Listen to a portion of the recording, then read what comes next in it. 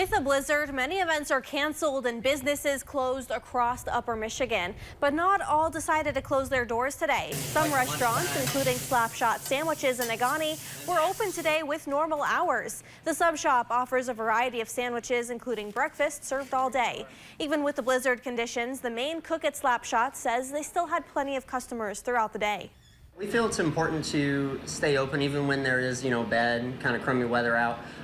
For the fact that, there's other people that got to go to work. There's all our plow guys. There's people out plowing parking lots of other local businesses and things like that. And, we have snowmobilers coming through out enjoying the weather. So, we just want to be open and, be able to serve the community that we're in right here. Thinking ahead to warmer weather, Slapshot Sandwiches will be celebrating one full year in business this summer.